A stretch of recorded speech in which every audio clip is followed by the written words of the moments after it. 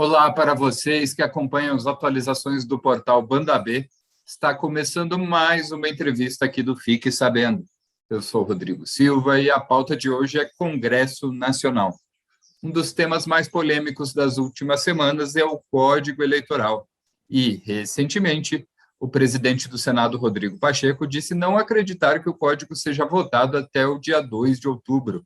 O projeto precisa ser votado um ano antes das eleições para que as novas regras da legislação eleitoral possam valer para 2022.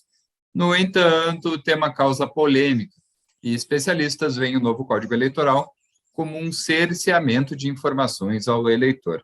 Além desse tema, o plenário do Senado já aprovou algumas mudanças para uma reforma eleitoral.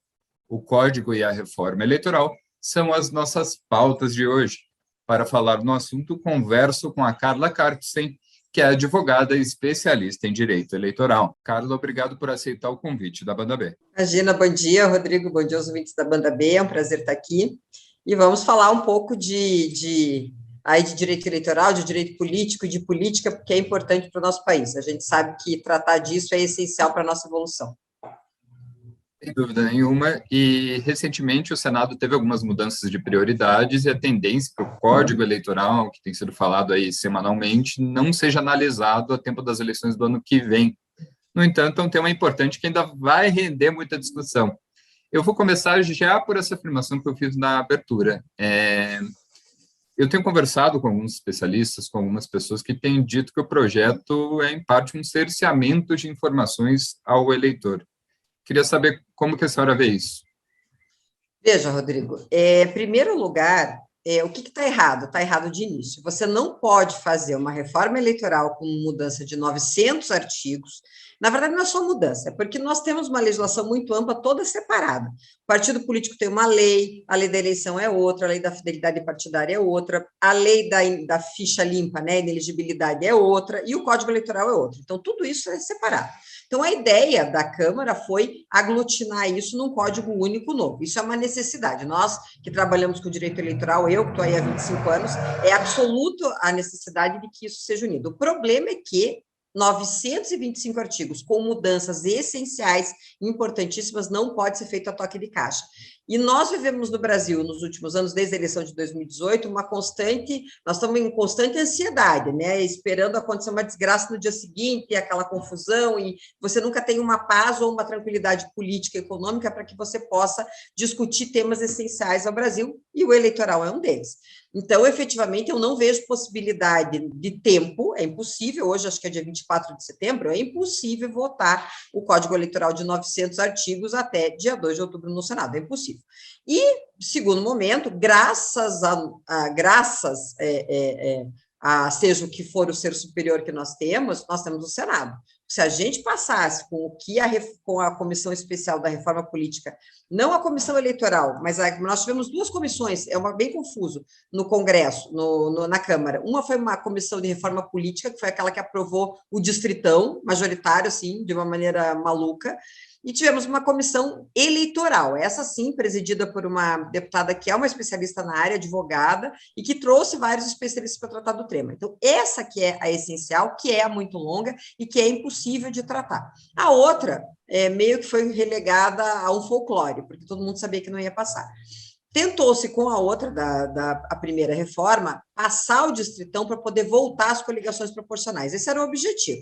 É assim, sempre que você joga uma coisa muito, a gente tem visto isso nos últimos anos no Brasil, sempre que você joga uma isca muito grande para as pessoas gritarem na internet ou discutirem isso nas redes sociais, você está fazendo uma outra coisa por baixo. Então, foi o que aconteceu. Eles jogaram a mudança do majoritário, alterar o distritão majoritário, para tentar voltar às coligações proporcionais. E o Senado, pela relatoria da senadora Simone Tebet, que é o quadro mais qualificado do Senado nessa área, com certeza, ela vetou. Então, isso já é uma grande coisa. Então, assim, não temos, ano que vem, coligações proporcionais para a eleição de deputados federais e deputados estaduais, que seria onde teria, e isso é muito salutar, isso faz muito bem. Por quê? Porque isso obriga os partidos a investirem nos seus próprios quadros e fazerem com que os seus quadros sejam viáveis para receber votos e eleger deputados. Então, assim, antes o que aconteceu? Somava 19 partidos, 17, 18, 19, numa mega coligação, a majoritária tinha todo o tempo de televisão e as pessoas somavam os seus votos e acabavam elegendo só aqueles mais fortes. Então, as minorias e a representatividade acabavam ficando de lado. Então, quando você elimina a coligação proporcional, você dá chance à representatividade de aparecer. Representatividade do quê? Das minorias, que quando eu falo minoria, não é numérica, é minoria política, minoria de representação política.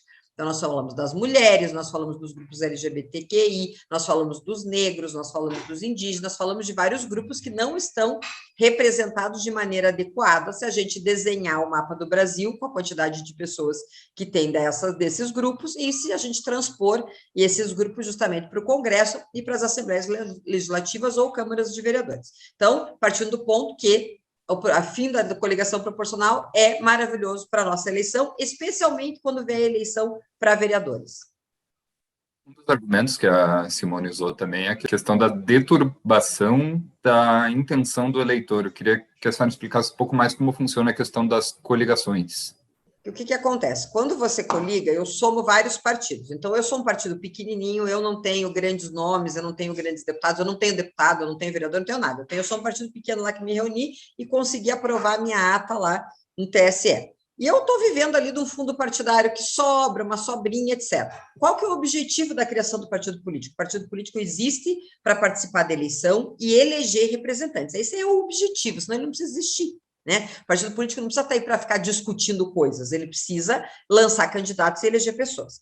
Quando eu tenho muitos partidos pequenos, que foi o que se deturpou no Brasil nos últimos anos, né, com a falta de reforma política, daí sim política, né? Que uma coisa é reforma eleitoral, outra coisa é reforma política. Então, o que a gente precisava era de uma reforma política. Por enquanto, vamos tapando os buracos com o que tem. Aí, quando você une vários partidos pequenininhos, eu não tenho candidatos fortes, passíveis de se elegerem e conseguirem uma cadeira, seja na Câmara dos Vereadores, seja na Câmara dos Deputados. Mas eu tenho vários pequenininhos que, somados, me ajudam a encher um bolo que vai levar para cima desse bolo aquele que tiver maior número individual de votos. Então, o que acontece? Eu somo, e aí chega lá no final, eu tenho um já deputado, ou que já tem mandato de vereador, ou que já tem mandato de deputado, ou que é uma pessoa conhecida, seja pela televisão, seja pelo rádio, seja, enfim, conhecida lá para vocês, pode ser de qualquer forma. E essa pessoa ela é beneficiada na somatória desses votos que vem de baixo. Então, para eu fazer uma cadeira, como é que funciona? Como é que a gente conta? Como é que a gente sabe se alguém é eleito ou não? A gente pega o número de votos válidos recebidos, né, numa eleição, e divide pelo número de cadeiras que está sendo disputado. Na eleição do ano que vem, vai ser a eleição da Assembleia, são 54 cadeiras. Então, eu pego todos os votos válidos do Paraná, que forem colocados na urna, e divido esses votos válidos pelo número das cadeiras. Eu vou alcançar um chamado coeficiente eleitoral.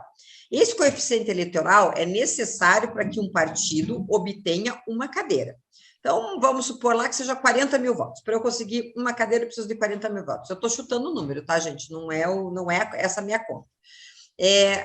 Eu pego, coligo vários partidinhos que vão me dar 1.000 votos, 500 votos, mais 2.000 votos, etc. Somo, e consigo fazer 40 mil votos. Só que quem que vai assumir essa cadeira que eu fiz somando os votos com os 40 mil? Vai ser aquele que receber mais votos de maneira individual. Ou seja, sempre é o medalhão, ou sempre é aquele que é o preferido do presidente do partido, ou é aquele que já detém mandato.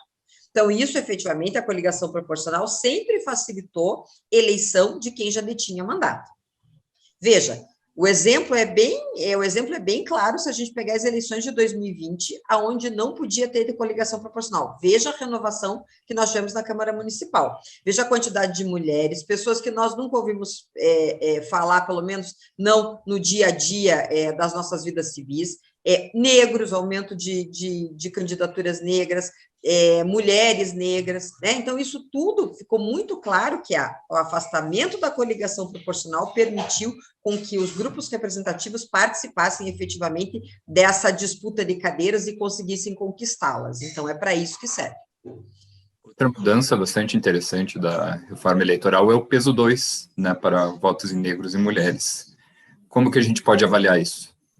O peso 2 tem que ser deixado bem claro que é para contagem apenas de fundo partidário, tá, gente? Então, ele não é um peso 2 para fins de contagem de cadeira. Ou seja, não é que eu vou votar na mulher e esse voto da mulher vai valer 2 vezes, então eu tenho mais chance de colocar uma mulher numa cadeira da Câmara ou da Assembleia, ou seja, onde for.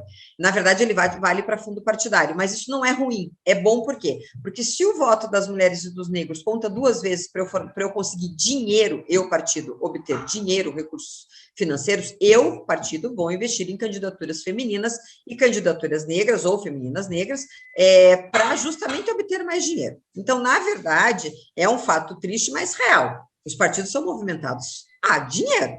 E assim foi feito lá, de maneira muito inteligente, eu entendi, achei muito inteligente, porque no momento em que você oferece aos partidos, você terá mais dinheiro se você tiver mais mulheres e mais negros, você é um ganha-ganha, todo mundo ganha, o partido ganha e as representatividades minoritárias ganham. Então, isso eu acho que foi uma das grandes tiradas, uma das grandes sacadas da mudança aí da PEC da senadora Simone Tebet. Outro ponto importante, questão de fidelidade partidária, agora está na Constituição. Como que isso funciona? Veja, a fidelidade, ela sempre teve na Constituição de uma maneira meio solta, né? Ela fala, a Constituição já falava lá no artigo 14 que a fidelidade, ela estava incluída na questão da vida pregressa, etc. Mas a resolução de fidelidade partidária ela era de 2010, até hoje ela não foi mudada, estou falando de quase 12 anos.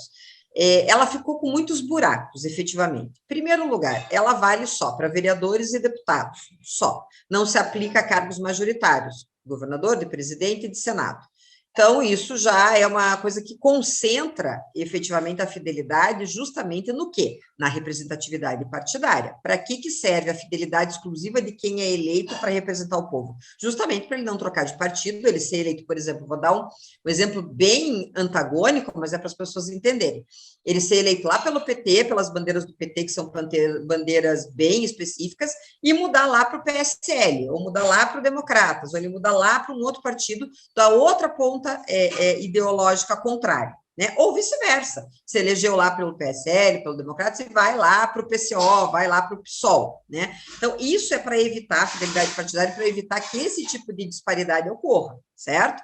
Então, agora, eles, na verdade, só colocaram na lei o que já vinha sendo aplicado nos tribunais. Os tribunais já vinham aplicando a liberação de fidelidade partidária para quem trocava de partido com autorização partidária. Então, eu, Carla, tenho um mandato, quero sair do meu partido A para o meu partido B, e o meu partido A diz assim, eu não quero mais a Carla. Carla pode ir, pode levar o mandato, entendeu? Então, ele autorizava, o partido já autorizava, diz assim, Carla, você pode ir que nós não vamos pedir o teu mandato. O que acontecia? A lei diz que quem pode pedir o mandato primeiro o partido, se o partido não quiser o suplente, se o suplente não quiser o Ministério Público. A mudança na lei tira essas duas possibilidades, do suplente do Ministério Público requererem mandato se o partido autorizar a saída. Eu acho que está certo, está correto, o partido é o dono do mandato e ele sabe se ele quer ou não brigar por aquele mandato, ou com aquela pessoa, ou com aquele partidário, especificamente numa mudança. Eu acho que está correto, foi uma boa mudança. A gente está falando de algumas mudanças bastante positivas na reforma eleitoral, mas no Código Eleitoral, que ainda vai ser discutido, tem um ponto que ainda está surpreendendo bastante gente, continua sendo discutido, que é a proibição da divulgação das pesquisas eleitorais na véspera e dia das eleições, em um tempo onde pesquisas são contestadas constantemente em redes sociais, em vários lugares. A gente tem especialistas no assunto nas redes sociais o tempo todo. Carla, como você vê essa questão? Isso pode ser uma censura? Não, veja, eu vou te dar uma opinião bem polêmica. Tá? Eu sou uma pessoa contra a pesquisa eleitoral. Eu, como operadora do direito eleitoral, como uma pessoa que convive e trabalha com o direito eleitoral há 25 anos, eu sou contra a pesquisa eleitoral. E vou te dizer por quê. Porque o eleitor, ele tem uma questão psicológica de não perder o voto, que é uma bobagem. Você tem que escolher o teu candidato por aquilo que você entende que você quer que seja representado. Ah, mas daí eu vou perder. Não faz mal. Uma hora você vai ganhar. Você vai continuar votando em candidatos que representem aquilo que você entende, que você concorda, que você procura num político. Então, isso falta ao Brasil. Mas falta ao Brasil porque nós não temos educação de cidadania nas escolas. Então, isso precisava ser ensinado, né? Então, ponto 1. Aí a pesquisa vem, toda pesquisa é manipulada a ponto. Não é manipulada para ajudar alguém ou atrapalhar outro, embora ela possa ser. Ela é manipulada porque ela é mal elaborada, os requisitos do TSE são ruins, o TSE não sabe elaborar pesquisa. Aí o Instituto de Pesquisa vem e diz que ele não pode usar aquilo daquela forma, aquela pesquisa é impugnada e sai da estrutura da campanha. Aí vem a fake news e vem o uso, né, da propaganda, e aí na propaganda num nível mais de Goebbels mesmo, dizendo que essa pesquisa, porque o juiz está contra, está prejudicando o nosso candidato, enfim, tudo isso acaba criando uma rede de fake news em cima da pesquisa muito forte. Isso é tão sério que já há anos a multa por divulgação de pesquisa irregular é altíssima. Né? A multa de divulgação de pesquisa irregular, ela sai de R$110 mil, ela pode chegar a 500, pode chegar a 1 milhão, né? Eu já vi acontecer. Então, é por isso. Por um outro lado, né, analisando outro ponto, então eu, pela análise de 25 anos de trabalho na Justiça Eleitoral, acho que não deveria ter pesquisa eleitoral a partir do registro de candidatura. Mas, Carla, os eleitores vão ficar no escuro? Sim, eles têm que ficar no escuro. Por que eles têm que ficar no escuro? Porque eles têm que olhar e ouvir as propostas dos candidatos e votar naquele com o qual ele mais se identifica. Então, se ele tiver pesquisa lá e dizer assim, eu me identifico com o fulaninho C aqui, mas o fulaninho C está em 4º lugar, então eu não vou votar no A porque eu vou perder minha eleição. Então, não adianta. O 4º lugar nunca vai ter chance de chegar, porque ninguém ouve o que ele fala, ou porque ele não tem chance naquela eleição de se eleger, mas pode ter na próxima, né? Então, eu sou pessoalmente contra. Por outro lado, o argumento de que, efetivamente, você deixa o eleitor um pouco no escuro em relação a isso, é fato. É um pouco de censura. Censura do quê? Censura do que nós estamos falando? Qual é a violação ao direito do eleitor de saber ou não quem está hoje na frente numa intenção de voto? Né? Lembrando que isso, quando você pega os grandes modelos de mídia, lato sensu, aqui eu estou falando de todo mundo, grandes modelos de mídia, focados num tema só, que é menos essencial, vou te dar um exemplo, Rodrigo. O que é mais essencial? É liberar os partidos políticos de prestar contas do fundo partidário, 5 bilhões de reais, que foi o que eles fizeram na alteração do Código Eleitoral, ou pesquisa na véspera da eleição. O que é mais importante? É óbvio que é o dinheiro público. É óbvio que 5 bilhões de dinheiro público na mão de partidos sem declaração, sem prestação de contas, autorizando que eles comprem e façam o que eles quiserem com o dinheiro, é muito mais grave, muito mais importante do que eu discutir todo dia nos meios de comunicação, nos horários nobres, a pesquisa que não vai vir no final de semana da véspera da eleição. Né? Então, isso tem o quê? A questão econômica por trás. Não sejamos aqui ingênuos de achar que isso está querendo proteger o eleitor de ter consciência, de ter ampla informação ou de bloquear a censura. Não é, isso é econômico. Então, a discussão disso é econômica. Nós tínhamos que estar discutindo na grande mídia, nos grandes horários, a mudança de prestação de contas dos partidos em relação ao fundo partidário. Esse é o tema essencial. Autorizou-se um cheque em branco aos partidos. Eles podem gastar do jeito que eles quiserem, com o que eles quiserem, não prestam mais contas à Justiça Eleitoral, vão prestar as contas à Receita Federal, que não sabe julgar a prestação de contas eleitoral, não sabe. Mas eles fazem o imposto de renda. É uma coisa completamente diferente. Lá é um algoritmo, uma questão de computador. É totalmente diferente do que prestação de contas partidária. Então, nós estamos perdendo foco. A pesquisa não é essencial para a nossa mudança. Carla, mas vai surgir muita pesquisa fake, porque não vai ter pesquisa real na véspera da eleição, real, né? Daquele instituto conhecido. Então, vai ter muita pesquisa fake. Já tem, desde sempre teve. Aquilo corre no grupo de WhatsApp como um rastilho de pólvora, sempre correu, desde que o WhatsApp surgiu, ou desde que as redes sociais surgiram com chats, tipo Messenger, ou mesmo que existia antigamente de chats fechados, isso já acontecia, né? Então, e pior, a Justiça Eleitoral não multa, nessas multas altas que eu comentei antes, a pesquisa falta divulgada no WhatsApp, ela não multa, porque ela diz que o grupo é restrito. E se eu tiver um grupo com 5 mil pessoas numa cidade de 6 mil eleitores? Qual que é a restrição disso? Então, nós estamos discutindo uma coisa menos essencial para deixar de discutir a coisa mais essencial, que é garantir ao eleitor que ele aprenda a conhecer os candidatos. Carla, eu queria te agradecer por essa entrevista. Muito obrigado. Imagina, Rodrigo. Obrigada a você e até a próxima. Muito obrigado. E para conferir outras entrevistas do portal Banda B, você pode entrar no www.bandab.com.br/notícias/categoria/Fique Sabendo. Essa entrevista está no YouTube, esse link aqui na descrição, e o vídeo também será anexado a uma matéria escrita que sai ainda hoje no portal Banda B. Alguns principais pontos dessa reforma eleitoral e dessa possível reforma no Código Eleitoral estarão esclarecidos também ali no material. Você pode acompanhar o que tem de principal nessas duas mudanças aí na nossa legislação. Pessoal, até a próxima entrevista na semana que vem. Tchau!